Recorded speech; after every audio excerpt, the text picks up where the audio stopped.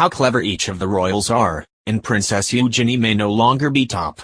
She's met politicians and film stars, speaks French fluently, loves to color block and still rides a horse at 91 years of age, but the Queen has never sat an academic exam in her life. Not a single GCSE to her name. Despite having what the BBC described as an aptitude for learning, the Queen didn't have time for formal schooling, having to instead learn the constitutional monarchy ropes from a young age. In contrast, her children and grandchildren have enjoyed a more normal education, and varying degrees of success to show for it. So just how well qualified are the royals? In her early childhood, the Queen was taught by a governess from 9:30 a.m. until 11 a.m. Following the abdication of her uncle Edward VIII in 1938, Elizabeth needed to prepare herself for the role which awaited her. To this end, she received lessons on constitutional history from the Vice Provost of Eton, Henry Martin. Formal education was not a priority of her parents. The Queen's father had disliked school and her mother thought it was more important to have fun, Professor Kate Williams, author of Young Elizabeth told Good Housekeeping. Unlike her father, the Queen was and is very bright and had an appetite for learning as well as a razor-sharp memory. The lack of a formal education didn't harm her as she's naturally analytical and something of an autodidact, as well as being hardworking, which we know now is just as important as raw brain power. Breaking with tradition, Prince Charles was educated at Gordonstown where he achieved 5 O-levels, 2 A-levels in history, B, in French, C, and a 2.2 degree in history from Cambridge University. Legend has it his bodyguard who was present at all lectures with the young prince sat the exams too, and got a first.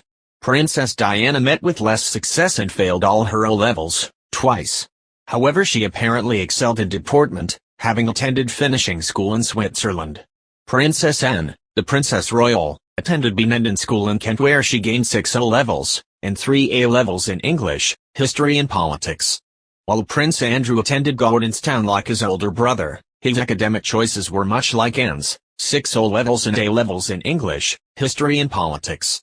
Perhaps unsurprisingly, Prince Edward also went to Gordonstown and has 9 O-levels, 3 A-levels, English, history and politics, and a 2.2 degree in history from Cambridge.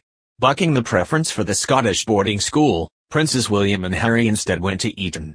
William got 12 GCSEs and 3 A-levels in geography, A, history of art, A, and biology, C, and went on to get a 2.1 degree in geography from St Andrews University in Scotland. As we all know, this was where he met his wife, Catherine, who graduated with a 2.1 in history of art. Harry chose a different path after getting 11 GCSEs and 2 A-levels, B in art and D in geography, and joined the army. It's widely thought Princess Eugenie is probably the cleverest royal, in terms of grades, whose 2's and a B beats at A-level beat older sister Beatrice, who received an A in drama and B's in history and film studies. Beatrice went on to get a 2.1 from Goldsmiths in history of ideas. Eugenie studied English literature, history of art and politics at Newcastle and graduated at the end of her 3-year course in 2012 with a 2.1, though there are reports her application was only considered because of her royal status. However, she may have a contender for her crown. Meghan Markle received a bachelor's degree in theatre and international studies from Northwestern School of Communication. While not an Ivy League school, Northwestern is considered a prestigious and competitive university to get into and is frequently found in the U.S. top 10.